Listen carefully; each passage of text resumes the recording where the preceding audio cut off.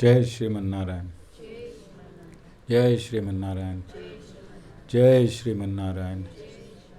I pay my obeisances to my spiritual master, Srimad Jagat Guru Sudarshan Acharya Ji Maharaj. I pay my obeisances to Lord Sri Ramanuj. I pay my obeisances to our Purva Acharyas. I pay my obeisances to our 12 Alvars. I pay my obeisances to Mother Lakshmi, and I pay my obeisances to Lord Sriman Narayan. I welcome all of you here, physically at the Sri Narayan Dham in Durban, South Africa. I welcome those that's watching this discourse locally, nationally, and internationally.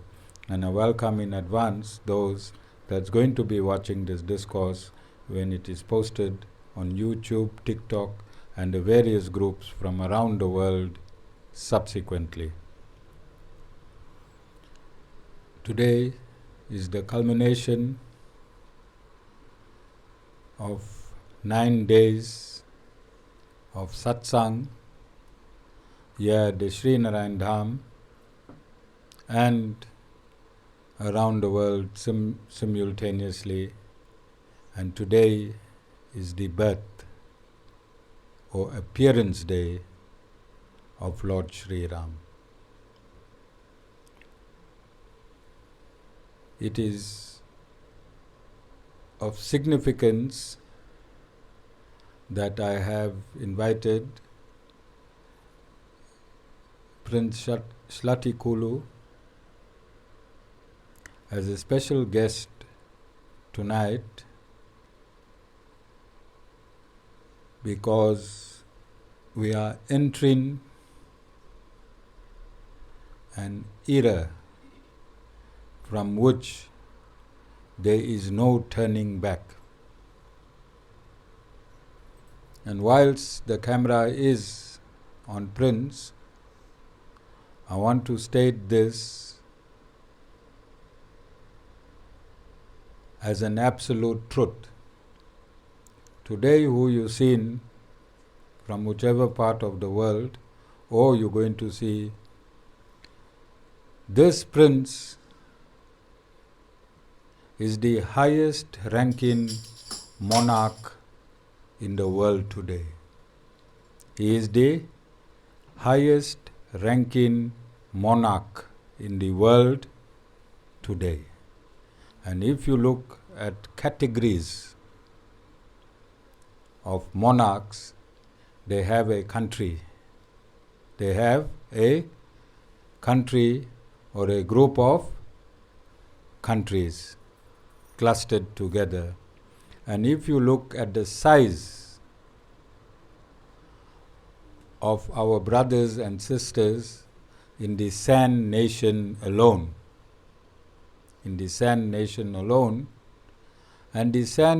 can be found from the middle of Africa downwards. Today they're everywhere, throughout Africa and around the world. So there is no bigger monarch than Prince Hlathikhulu, who is seated here amongst us today, mathematically and in terms of geography.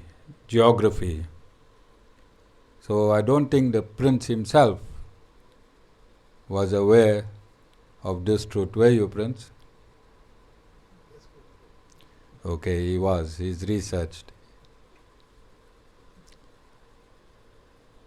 So, as I said, it is significant for us today on Ram Navami, because the first nation, the San nation, is joined at the umbilical cord with Lord Sri Ram. Is joined at the umbilical cord of Lord Sri Ram. And Prince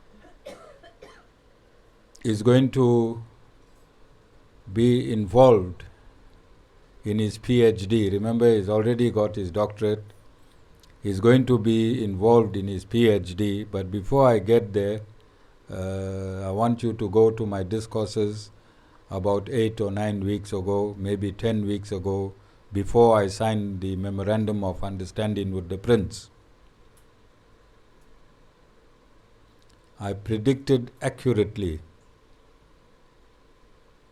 that the universities will be involved, and I remember stating that we will engage with universities and researchers and historians.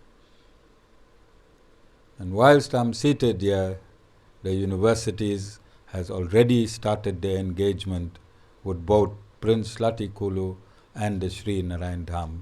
Prince, we have evidence to prove this in emails.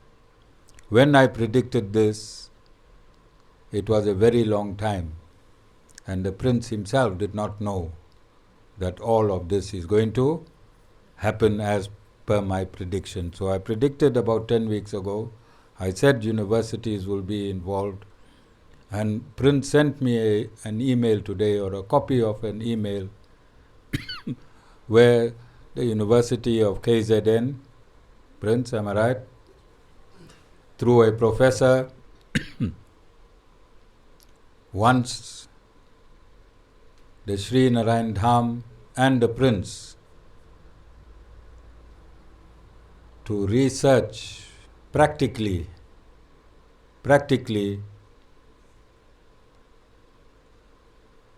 together with the theory, but showing practically the teachings of Lord Sri Ram. Is that the topic, Prince? And also the University of KZN,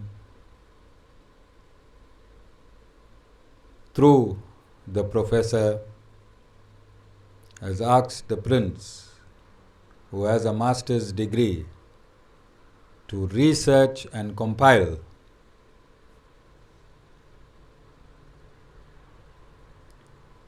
a biography of myself, and the university is going to pay for the publication of that biography. Yes, Prince? And the Prince has also been informed that after the publication of this biography, the University of KZN will confer or send an application to its department to confer an honorary doctorate on myself. Is that true, Prince? Okay. So all this happened within 10 weeks, and my predictions were 100% accurate. And this is how you judge a bona fide spiritual master. Whatever he says must come to pass. And I'm saying this not for ego, for gurus do not and are not involved in ego. I'm saying this so that the Prince can test whatever I say along the way on his way to his throne. I advised the Prince today, and I'm going to tell you what mandate I have to advise the Prince and why the Prince has to follow the instructions that I am giving him. So when the Lord created society, He created 4 divisions within society. He created 4 scientific divisions within society.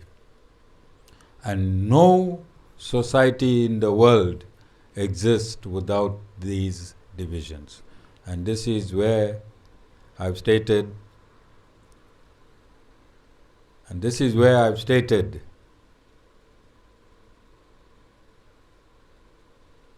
that Sanatana Dharma is not a religion. It is a scientific way of humanity living its life in harmony with nature. It is a scientific way of humanity living its life in harmony with nature. So the Supreme Lord divided society into 4 groups. So every society has a priestly class, does it not? Every society has a ruling class, does it not? Every society has a commercial class, does it not? And every society has a labor class, does it not? So whether you go to France, whether you go to Germany, India, Africa, South America, you'll find people that have become pastors, Maulanas, gurus, rabbis. Then you'll find state presidents or prime ministers. Then you'll find business people, yes? And then you'll find the labor force. Is this not found in every society? Disregarding religion and race. Disregarding religion and race. Is this 4 divisions found in every society? Yes. So, when the Supreme Lord created these divisions, He created it scientifically. He created it scientifically. So, as per Vedic injunctions, and in Sanskrit, the first division is called Brahman. The second division is called Kshatriyas. The third division is called Vaishyas. And the 4th division is called Shudras. 4th division is called Shudras. So, as per Vedic injunctions, a bona fide ruler at the time when the Vedas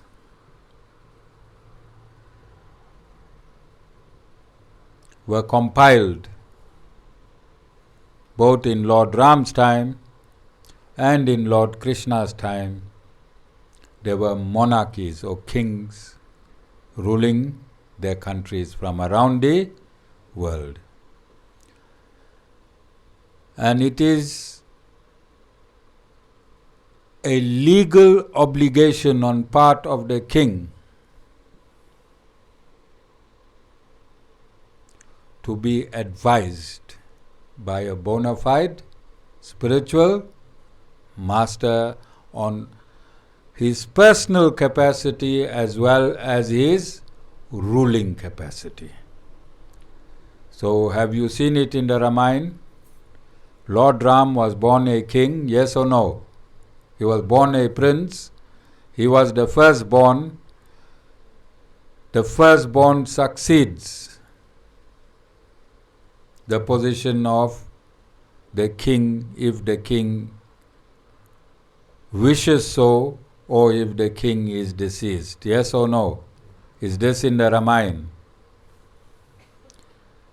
So, Prince, I want you to take cognizance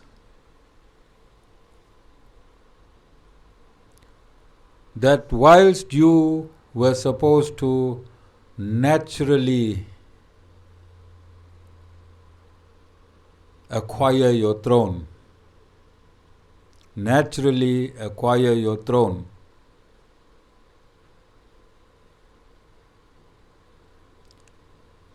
impediments and obstacles have brought themselves to the fore in your life, in between you and the throne. And the Supreme Lord Himself, when He was deserving of His throne, obstacles came in his life and he had to go into exile for 14 years. How long have you been in exile, Prince? 40 years. So, this should give you courage that it's not easy to be a king even if you are the Supreme Lord. It's not easy being a king even if you are the Supreme Lord. The Lord Himself had many enemies. Lord Himself had many enemies, and Prince, you are going to encounter a handful of enemies. A handful of enemies. But your brother in the back is going to help you. Prince has a brother in this satsang. Camera is catching him. And you have a guru, Prince. And you have a guru. And Lord Ram had a guru. Lord Ram's guru was Vasistha Muni. Lord Ram's guru was Vasistha Muni. Lord Ram took all of his instructions from his guru. And at the end of his exile, when he took his throne, he ruled for 11,000 years.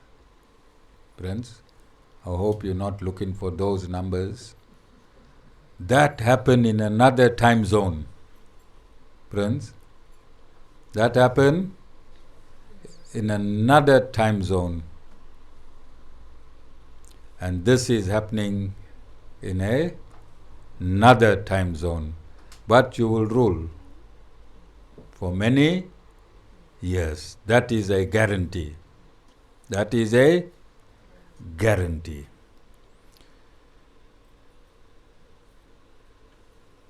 This appearance day of Lord Ram today will actuate a series of events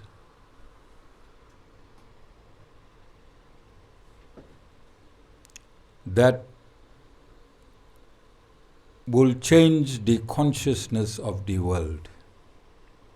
Prince, I want you to hear me carefully. This appearance day of Lord Sri Ram today will change the consciousness of the world in a dramatic but divine way. Dramatic but divine way. As of this day henceforth, the Prince has informed me that there is going to be a syllabus which they started a year ago, Prince. Years ago. Years ago, there was a syllabus put in place, anticipating a divine intervention so that that syllabus could be actuated in the Shlati kingdom. When we say kingdom, I'm not referring geographical. I'm referring spiritual. So Shlati lights around the world can start using a curriculum that truly belongs to them. That truly belongs to them. All of you understand how big this is? And this can only be delivered by the Supreme Lord, because it is so big. Scriptures cannot be delivered by man. Scriptures can only be delivered by the Supreme Lord, because man is not absolute, the Supreme Lord is absolute. And both the Prince and I are so grateful to Lord Ram for having chosen me as the Guru and Prince as the King in this episode of Sanatan Dharma. Of Sanatan Dharma. This is historical. It will change the course of the world. It will change the belief. It will change society. It will change on how we see and perceive each other. It will change religious superstitions. It will change religious superstitions. And it will be a wake-up call to those who call themselves Indians. It will be a wake-up call to those who call themselves Indians. I do not want to associate myself with these terminologies.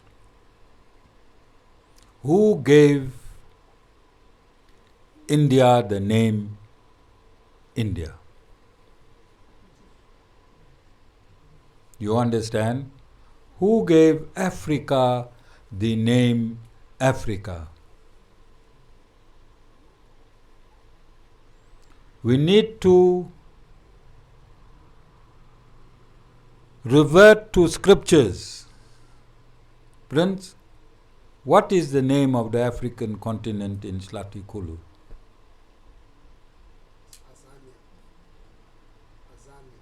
The whole of Africa or South Africa?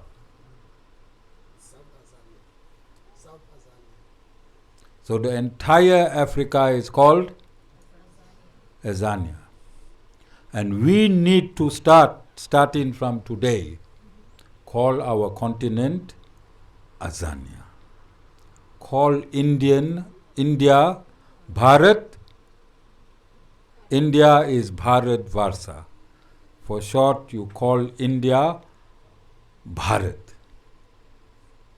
Why must our minds be colonized? You can either be colonized or you can liberate yourself from colonization. And our quest, Prince, is to bring the world back to its reality. Back to its reality. So we're going to call our continent, Africa, Azania.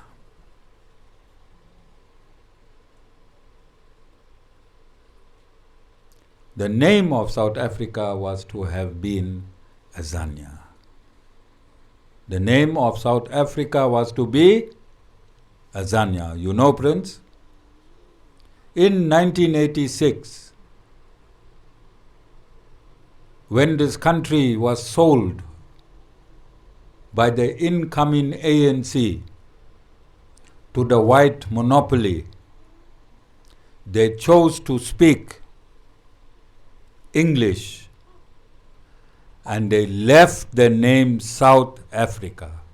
South Africa is not the indigenous name of this country. But because they sold their souls, the incoming ANC government sold South Africa before, in 1986, the white monopoly bought our so-called struggle heroes. You understand? And I was in court today. I was in court from 9 o'clock until 2 o'clock as an accused.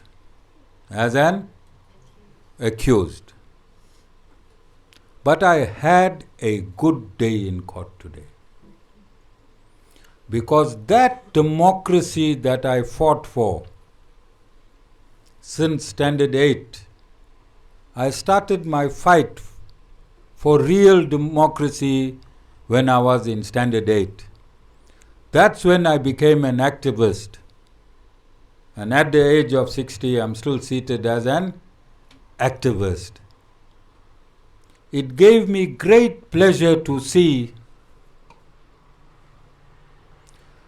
that South Africans today, no matter what their perspective is,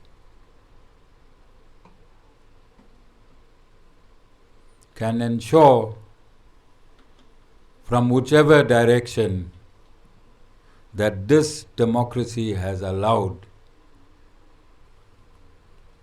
even the most corrupt person freedom of the justice system. This is how great this democracy has become. And whilst there were those of us that fought for this democracy, those purported to be leaders and leading this fight for democracy sold their souls. Sold their souls. And it is for this reason that a while back I declared publicly, notwithstanding what damage will come to this ashram in terms of the public image of this ashram, I backed former President Zuma because the white monopoly could not get a stranglehold on him. White monopoly could not get a stranglehold on former President Zuma. They own the media houses. Who owns the media houses? Who owns everything in this country? Who's pulling Ramaphosa's puppet strings? Who's pulling the strings of this municipality? Who's pulling the strings of the presidency? Who is pulling those strings? There is no black government in South Africa. You are sleeping and dreaming. There is no black government in South Africa. There is a white monopoly that is controlling every aspect of South Africa. There is a white monopoly that is controlling every aspect of South Africa. And they don't want prosperity in this country. They don't want black people to be educated. That is why the education level is 30%. If you keep blacks at 30%, education at 30%, how many percent they can steal of our minerals, Prince? How many percent of our South African wealth can be stolen if they are keeping the education right down? They sponsor riots in this country. There is no problem between Indians and blacks. They have created a narrative. This white monopoly. And they're going to start again in Durban soon.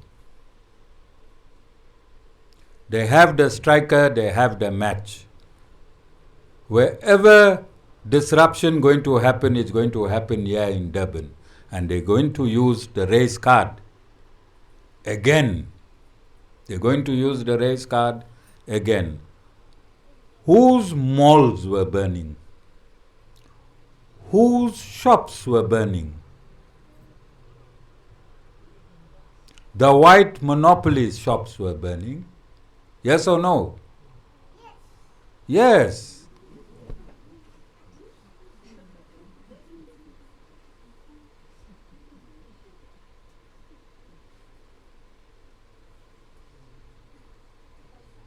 Who stopped the police and defense force from taking part? Who? The puppet handlers stopped the puppets. How we know this? How we know this?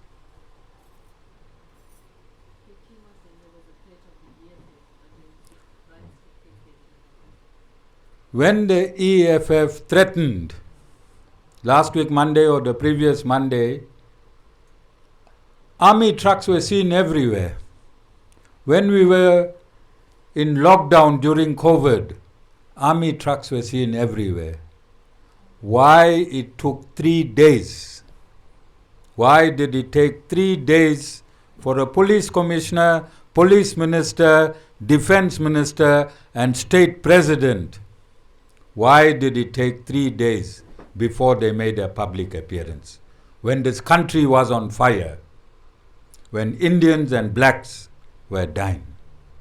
When Indians and blacks were dying, and I told Jessica asked me, Guru, you're an activist. Why are you so quiet during this public upheaval? And I told her, Jessica, write this somewhere, mark my words.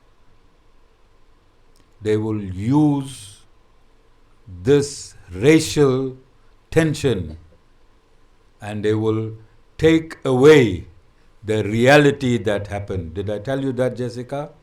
Yes, and they are going to do it again. They're going to light the fire between Indians and blacks right here in Durban, KZN.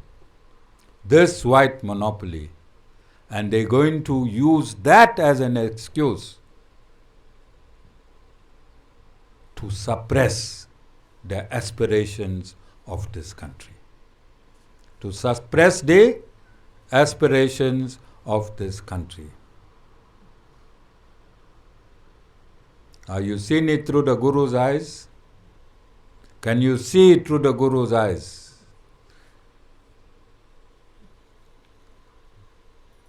A few months after the looting, the police minister stated, when there was an attempted kidnapping or hijacking of a minister, Jessica, and it didn't last long, the police minister said, and this is on TV, go and get the evidence, just a few months after the looting, he said, on land, nobody can touch my police. Underwater, nobody can touch my police. In the air, nobody can touch my police. Where were these professional policemen when KZN and Gauteng was burning for 3 days? You understand? Because the white monopoly capital, the puppet masters, they benefited from this burning. Did they not? All those shops that were burnt, you can see these places are now back. I don't want to mention names. You think they care how many people died? Can their insurance bring back all the lives lost in these riots? But they used the human instrument to kill each other so that there's burning and looting. They got the money back. They lost nothing. It's just Indians and Africans that lost their life. Indians and Africans that lost their life. and they ignited hatred between Indians and Africans. And this is why I am going to see our king. This is why I am going to see our king. And this is why I am going to see former President Jacob Zuma on Sunday immediately after satsang. I'm going to have a meeting with former President Zuma to start an Indo-African dialogue and create a platform so that never again anyone can use the striker and the match between Indians and Africans. Never again. And it is up to us as an ashram, every member of this ashram, to make sure that this does not happen again. My two grandchildren, whom you saw seated one by one on my lap, were in Park Gate. There was no entrance to Park Gate. No entrance to Park Gate. Shrinika was 6 months old, and her food, her milk, was depleted. We could not access our own children because KZN was burning. You could not move anywhere. But as any grandparent would do, Mataji took Shawan, and you all know Shawan. Shawan drove all the way to Hillcrest in the midst of the looting to look for milk. And we did find milk in Overport. And this is where I want to thank my chairperson. All the way from Joburg. From where? Joburg, Vishwadhar found milk in Overport city. And we live in Durban. We could not access milk. And I'm sure my chairperson is feeling very, very proud, because he hardly ever gets commended for anything. And when we went to get that milk, I think a day or 2 days later, the milk was a donation. Milk was a donation. From which religion? Islam. Which religion? Islam. And Sean said that he wants to pay so that when they get more, they can give it to a deserving family. But there was no price. There was no price to the milk. And today we were discussing with who, Jessica?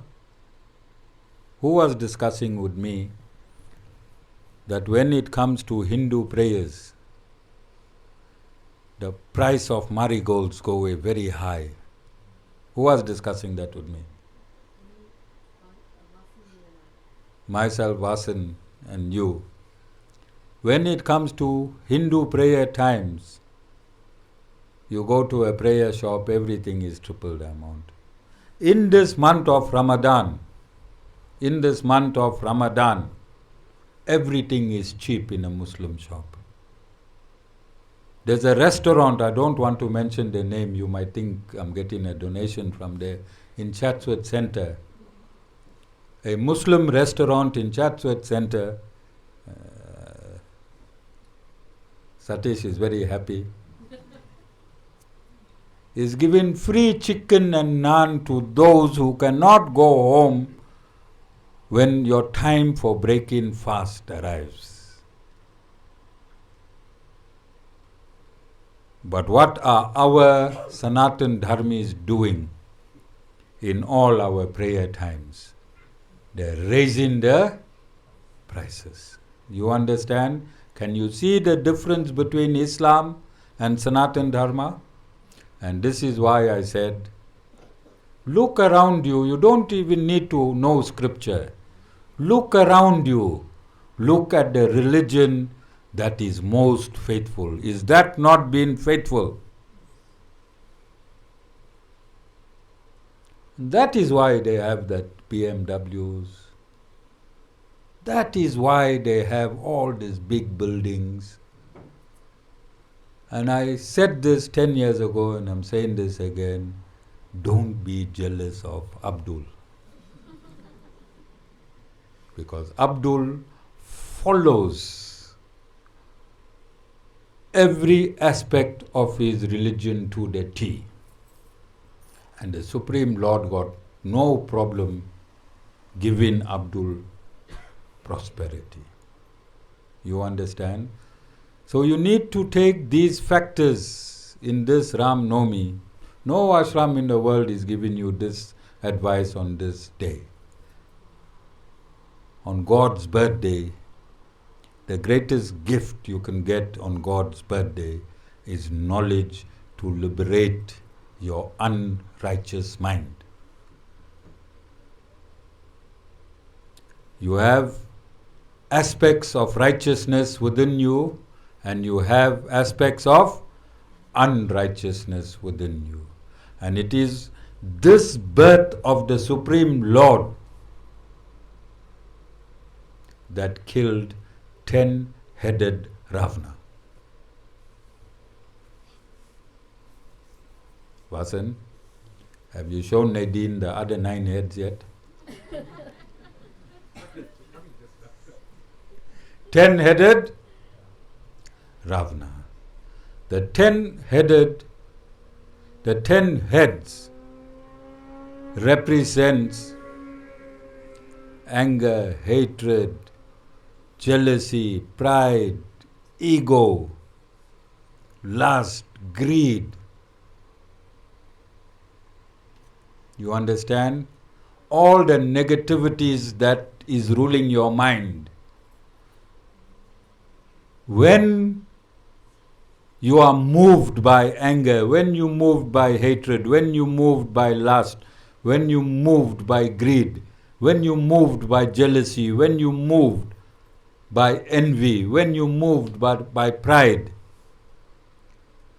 then Ravana is inside your head. Who's in your head? When you're telling lies, when you're opening false cases, who's inside your head? Ravana is living inside your head. Ravana is living inside your head. When you start killing your arrogance, your anger, your jealousy, your pride, your envy, Lord Ram is living in your head. And this is the birth Lord Ram took, his birth to kill the Ravana inside your head. Where? Your head. Inside, you gave Ravana a beautiful dwelling. You gave Ravana a beautiful dwelling. Ravana controls all your unrighteous deeds and thoughts. Unrighteous deeds and thoughts, and Lord Ram controls all your righteous deeds and thoughts. Ravana is demonic, Ram is divine. And Lord Ram took his birth. Don't worry about how many heads Ravana is controlling in your council. You have a parliament in your head. Don't worry how many is the ruling party and how many is the opposition. Lord Ram always starts from the opposition. So he might just be one member in parliament. One member in parliament. But eventually, Lord Ram wins. Eventually, Lord Ram wins. Alright? So tonight when you go, try and leave many of your Ravanas behind. Guru is an old politician as well. 30 years in politics. Somebody called me a failed politician. Alright? 30 years in politics. If you leave all your Ravanas behind, I'll work on them. I will work on them. So Lord Ram can take a room in your parliament. Lord Ram can take a room in your parliament. So I want to stop my discourse at this point. I want to introduce to you on this auspicious day the Prince of the Hlathikhulu nation, and I like to call him Prince Hlathikhulu so that I'm not confused, because when the prince was born, he had another name. When he went into exile, he has another name, and now I want to use just the title until we fix his name legally back to his birth name. Alright? And that will be achieved very soon. Sooner than later. So Prince, we have started service on last week Wednesday. You were present on last week Wednesday? Today we end in service. It is Thursday. Wednesday, Friday, Saturday, Sunday, Monday, Tuesday, Wednesday, Thursday. So today is Thursday. Today is 9 days? 9. So after 9 days, Prince, you do not need to go into any foreground or background, just to list what has happened in your quest in between these 9 days. But you will start with the prayer.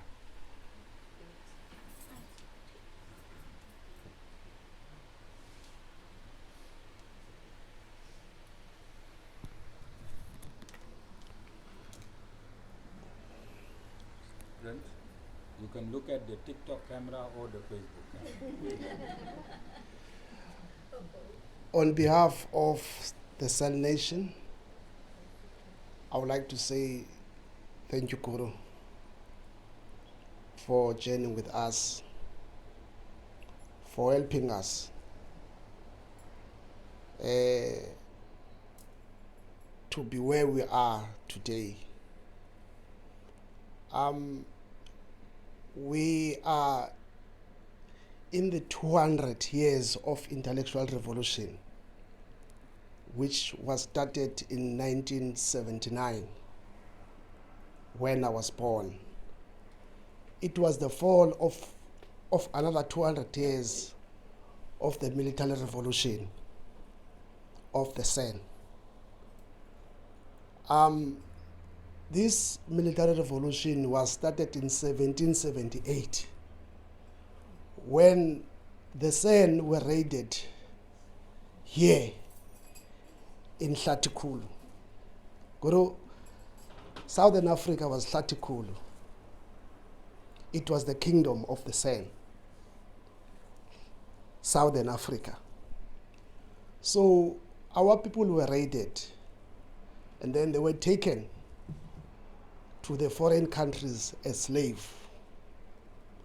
To India, in India we know there is cities there, to Australia, France, London, United States of America, United Kingdom.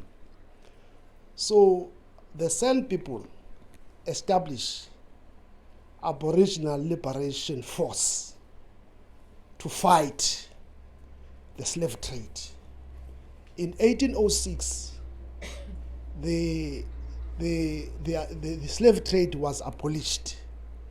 So South Africa refused to release the slaves. After we have been captured, we were made slaves in our own country. Apart from the people who were taken here in this country as slaves, we were made slaves in our own country. So South Africa refused to release the slaves. So Atla fought with Britain. So that military revolution ended in 1978 when Robert Sobukwe died in 1978. So my parents came all the way from Australia to bury Robert Sobukwe. Now, when the Lord appoints a leader, then the leading leader has to fall. Then the Lord will raise another leader. So when Robert Sobukwe died in 1978, it was the fall of the military revolution. All of us will know in 1960, after the Sharpeville massacre, Umkhonto weSizwe was launched, the military wing of the ANC. And then Atla was transformed to be APLA, which is Azanian People's Liberation Army. My mother was the chief commander of APLA. So when I was born in 1979, they were told that they have to come to South Africa for the preparation of this intellectual revolution. So they were beheaded in 1983. Then I was taken to exile. So in 2019, after 40 years, I graduated my master's. And then I prayed to God that we do have the literature, but now I cannot see in front. That is where the guru was appointed to lead this operation. This is an intellectual revolution. Because remember, the literature was destroyed by the colonists. When they captured us, they destroyed the Greek philosophy. They destroyed the Hlathikhulu philosophy. They destroyed all the philosophies. The Romans were not thinkers. The Romans were doers. So when they capture the nation, they took their philosophy and ruled the world. So our literature was destroyed. We heard when Guru was talking about Sanskrit. So we are not in the position of our literature. Unfortunately, India managed to preserve this literature, because also most of the buildings in India are still in their shape. So all our buildings here in South Africa were destroyed. So we are in that revolution, an intellectual revolution. We invite all the intellectuals in our community to come and assist us. We are fighting with the giant. Guru said yesterday, they stole us, they even stole the Lord Jesus Christ in the Bible. So we need to enlighten people about what the thieves are doing, because now they are thieving, wearing ties. Guru, one of the things that I will fight, South Africa is not our country. It's the company of the thieves. The sitting president is the CEO of this company. We are not the country, we are entities.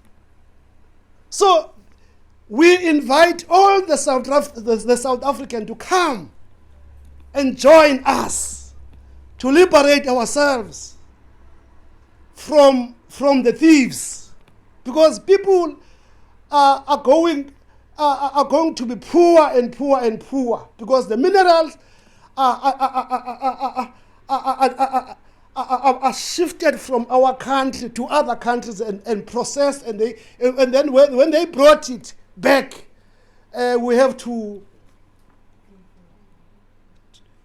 buy.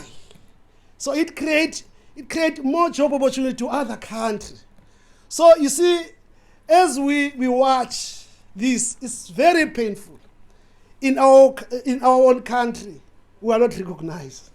In our own country, everybody is doing whatever that he wanted to do without consulting us. So we have started this, Guru, and then we thank God for appointing you as the driver of this vehicle. The University of KwaZulu-Natal is going to journey with us. We will also invite other academics, the anthropologists, the historians, all academics, because we need the team of academics, because it's an intellectual revolution. So we need a strong team to fight with this giant. It's a giant. But even if, what I like, Guru, even if they can kill us, we will be born tomorrow. So they are fighting a losing battle. Even they can kill us, we'll be born again. So we will continue to fight this battle. No one is going to be hurt. We know that, even if we die, tomorrow we'll rise again, having more strength than before. So we want to encourage our people, particularly the stolen race, the Indians. There is two groups of Indians. There are those who arrived in 1860. There are those who arrived before 1860. The narrative of those who arrived before 1860 has been destroyed. So one of the things that we are doing as the foundation is to establish a research institute that is going to escalate that narrative, because in Mpumalanga we discovered the temple that existed in 1400. Recently, here at Topo, there is a cave of Ganesha that was discovered, and Hanuman and Ganesha. So what I'm trying to say is that all these temples were here before 1860. So what we want to do, we wanted to tell people that we were here before those who came with the colonies from Ethiopia. You see, there is two types of blacks. The blacks from Ethiopia, the blacks who never been colonized by the colonists. There is us, the black of Hlathikhulu, who owns Southern Africa, the one who were colonized. This is irony. They found us here. They stripped us everything, the land. Even the kings, the sitting kings that we see, the black kings, are not from this land, this Southern Africa. That is what we wanted to tell people. Even Mr. Malema, when he is saying that those are foreigners, if he is calling people amakwerekwere or foreigners, he is also a foreigner or ikwerekwere. Because his ancestors found us here. He can call those who wanted to be called amakwerekwere the 1860 settlers. The 1860 settlers, unfortunately, they are the foreigners, but those who were there before the 1860 settlers are not foreigners. They were with us. So this is the narrative that Guru we are promoting with Guru in this program of social cohesion. We want to work to work together as a family. Fortunately, Guru, I'm the Bushman and also an Indian. So I will stand like this. So in this program of social cohesion, we encourage all our brothers to support us, to assist us. We need the support. We cannot succeed on this battle without the support of our brothers. We need to sit down as a family, eat in the same pot, sing the same song, pray to the same deities. So by doing that, we will be able to unite this country. We will be able to live the dream of Nelson Mandela. Nelson Mandela, he wanted to create this rainbow nation. Us alone, we are a rainbow nation. Among us, we've got the people of color, we've got the blacks, we've got different races that come from one ancestor, that worship one God, that speak the same language.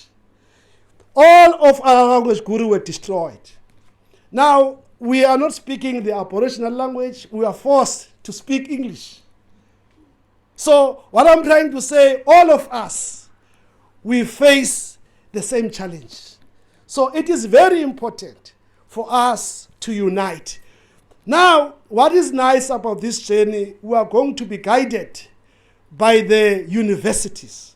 So, we would like to invite all our brothers to speak to Guru.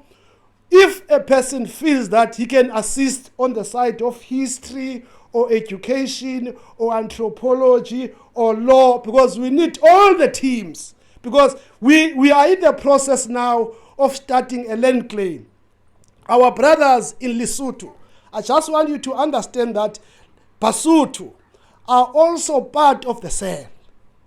Basotho, the country, they are also part of the San. Basotho have started this process of claiming some parts of KZN and Eastern Cape. We are together on that. So what I'm trying to say is that we are working as collective, but we are having one goal, we are having one driver, which is Guru. So we wish all the devotees who are here today to extend this invitation to all of our brothers that we need an assistance. 2024 is around the corner. If we lost this battle in next year, there is another chance that is coming, which is the next election. But if we can start now with this process of unification, because on the 15th, we are going to Matatiele to unite with our brothers there. So what we are trying to do, we're trying to conscientize all our people that we are working together as a family. And Guru is our leader. Guru is our Uber driver. So we are the conductors that assist Guru to load people to the bus so that we can go to this direction that God has revealed to him as a spiritual director, because we have been trying to do all these things, but we never achieve anything ever since Guru came to our lives. But there is some things that we see that we have managed to achieve. At least now we are ticking. There's a lot of tick in our books. With those words, Guru, I thank you.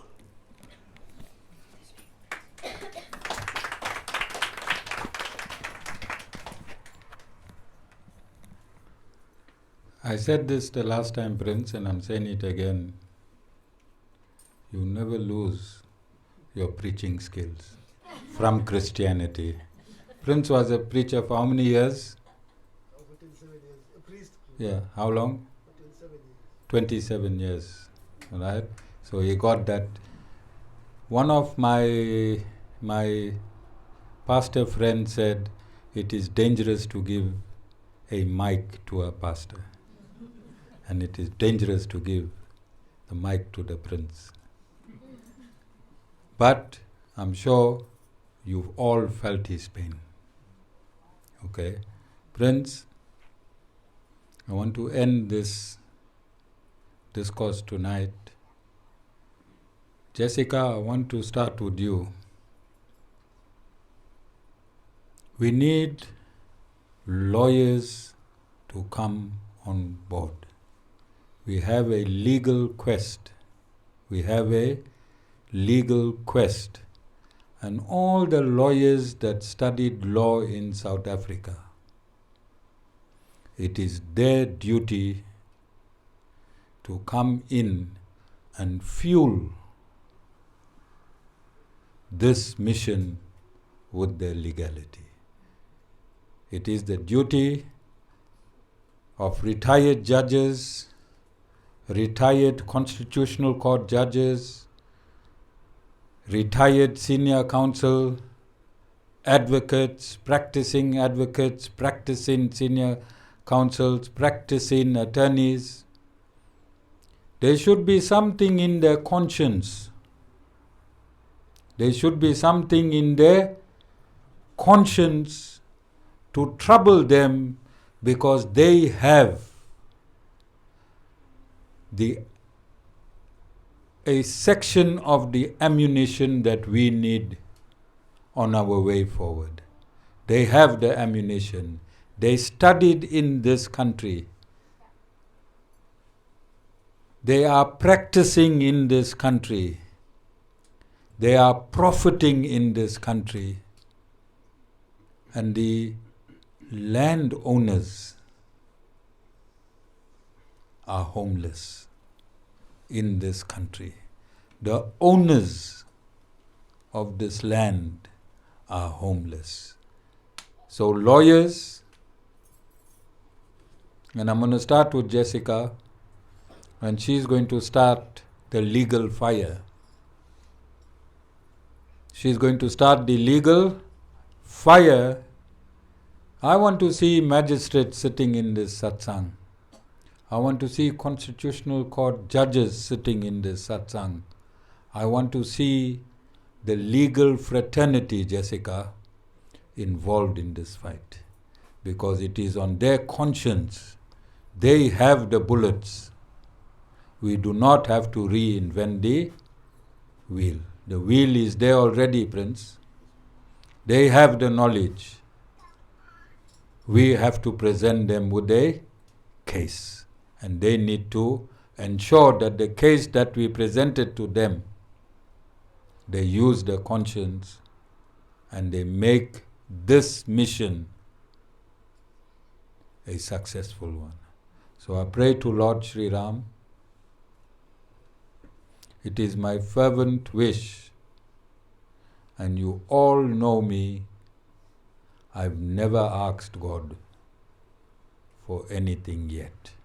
In the 10 years that I'm preaching, I have, from my personal capacity, never asked God. There's no such thing as prayer. When you pray, what you do? When you pray, what you do? You become a beggar. God is your Father. You think He wants to see His children begging. You think He wants to see His children begging. So that thing called prayer don't exist. The real prayer is living God's instructions. That is prayer. Living God's instructions. Putting your two hands together and demanding. How many of you in your prayer put your two hands and just say, Lord Sri Narayan, Lord Jesus Christ, I love you. Or before you go to that position, you got a long grocery list. God, please make sure tomorrow my interview goes well. Didn't even greet God. You understand? So that is called prayer. Yes or no? So that is not the prayer that God wants. The prayer that God wants is for you to live within His instructions. Then you are praying 24/7. That is prayer. So I don't pray to God for anything, but I am demanding from the Supreme Lord, because I am appointed by Him. I am not a self-proclaimed guru. No guru can be self-proclaimed. There is no such thing as a fake guru. There can never be such thing as a fake guru. You either a guru or not a guru. You understand? The English language is very tricky. And I was a student of English until I realized that I've been colonized in a language. And that is why I speak broken English, so that I frustrate the colonizers. Understand what I'm saying? When somebody speaks perfect English, you say, that man is very educated. Bull. He has just mastered English. He has just mastered English. Mastering English cannot be equated to your intelligence. Do you understand? English is somebody's language.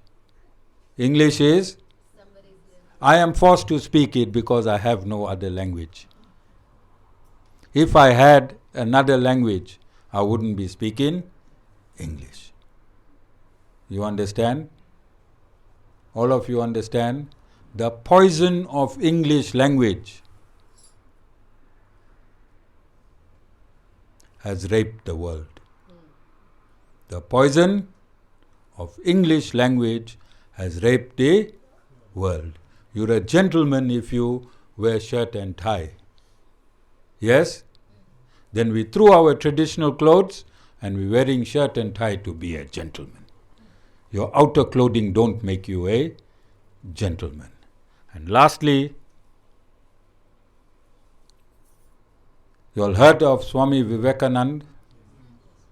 All of you? Jessica, you? Yes, sir. He went to America to speak in the parliaments of religion. You all remember? And on his way back, he was in a ship together with Christian missionaries. Christian missionaries. And they taunted him and they belittled Sanatan Dharma. They taunted him and they belittled Sanatan Dharma. He is one of the most well-known saint of this Sanatan Dharma, yes or no? So when he was taunted by these missionaries, what do you think he did? Ravi, what do you think he did? Anyone? Prince, what do you think he did?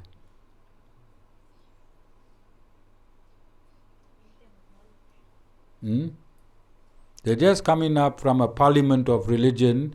Now they are on a ship on its way to India. These Christian missionaries are with him on that ship because it's going to India, and they taunting Sanatan Dharma. They belittling Swami Vivekananda and Sanatan Dharma. What do you think he did?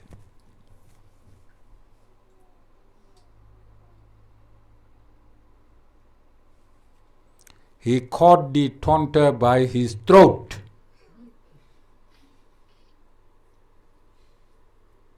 and he closed his breathing pipe and he almost threw him overboard. Jessica, tell your magistrates that if anybody taunts this guru or Sanatan Dharma, I'm taking precedent. And this is why I'm justified in not accepting apologies. Not accepting apologies. You touch me personally, no problem. But if you touch the institution of Sanatan Dharma, then I'll grab you by your neck and throw you overboard, like Swami Vivekananda. Jai Sri Narayan.